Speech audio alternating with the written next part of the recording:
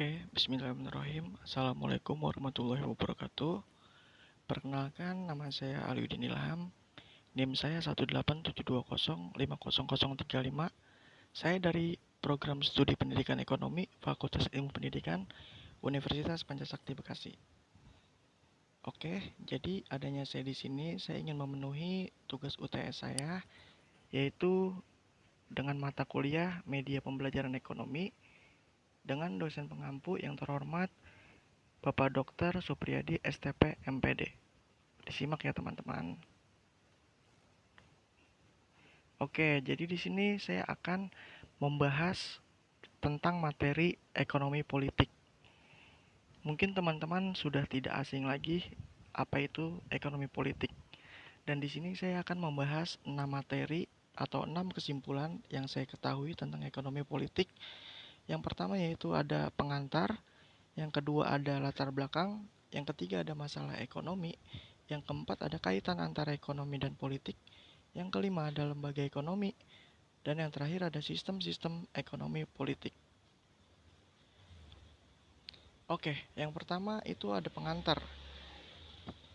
Di sini ada mengapa mahasiswa perlu mempelajari ekonomi politik. Faktor politik dapat berpengaruh terhadap kebijakan ekonomi. Dan di sini juga ada isu-isu ekonomi tidak lepas dari faktor politik. Yang pertama ada BBM, krisis ekonomi, ketimpangan, desentralisasi, anggaran pemerintah atau kebijakan fiskal dan lain-lain, contagious effect atau efek menular, subprime mortgage, overloan atau Washington Consensus. Dan di sini selanjutnya kebijakan ekonomi Indonesia tidak lepas dari geopolitik internasional.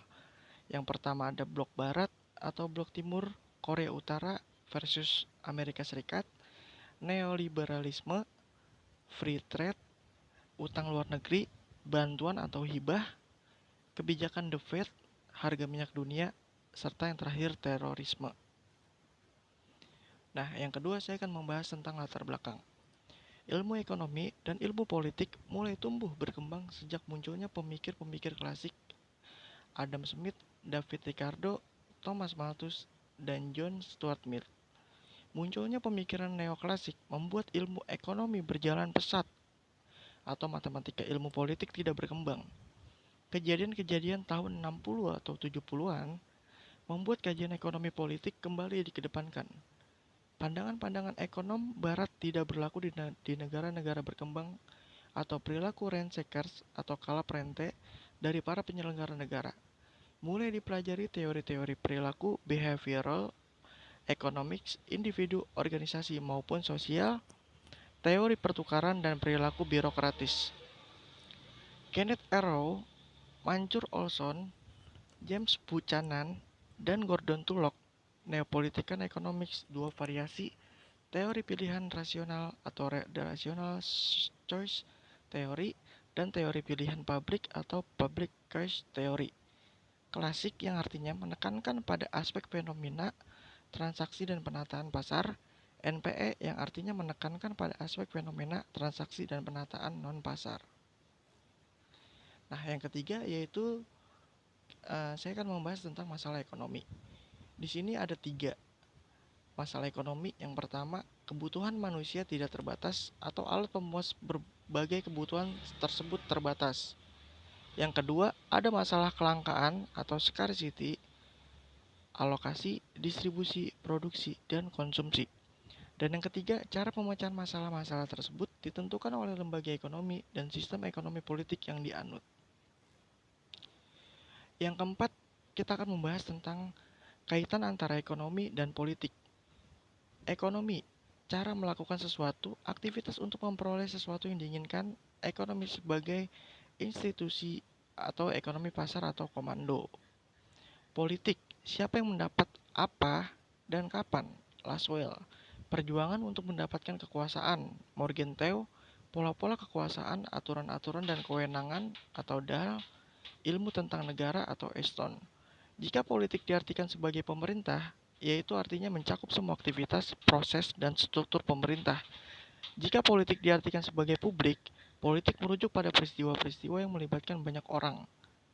Proses ekonomi dan politik merupakan cara-cara alternatif dalam mengalokasikan sumber-sumber yang langka. Nah, yang kelima di sini ada lembaga ekonomi. Di sini ada beberapa poin-poin dari lembaga-lembaga ekonomi. Yang pertama yaitu ada altruisme, yang dimana dia mempunyai 3 poin: pola alokasi dan distribusi atas dasar sistem dan hubungan timbal balik saling membantu. Altruisme cocok untuk mengalokasikan barang privat yang pendistribusiannya publik, dan altruisme lembaga donor darah atau bantuan bencana alam. Yang kedua di sini ada poin anarki, yaitu yang pertama pola alokasi dan distribusi tanpa hukum dan aturan, lebih banyak mengandalkan kekuasaan serta menggunakan sikap licik dan penipuan. Dan poin ketiga yaitu ada pasar. Alokasi sumber daya dilakukan sesuai dengan ketentuan permintaan dan penawaran. Pasar dianggap lebih efisien dalam mengalokasikan sumber daya. Pasar tempat transaksi dengan prinsip suka-suka, suka sama suka tanpa ada unsur paksaan. Dan yang terakhir ada pemerintah.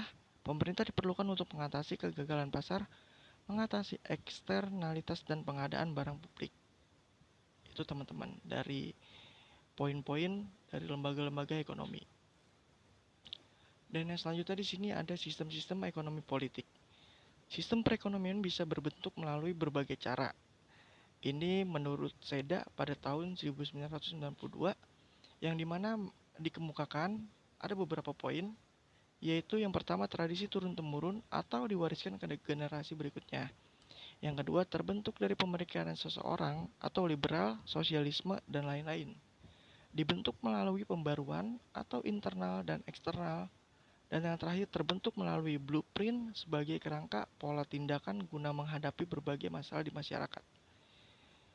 Dan selanjutnya ada yang dikemukakan oleh Gregory Stuart pada tahun 1992.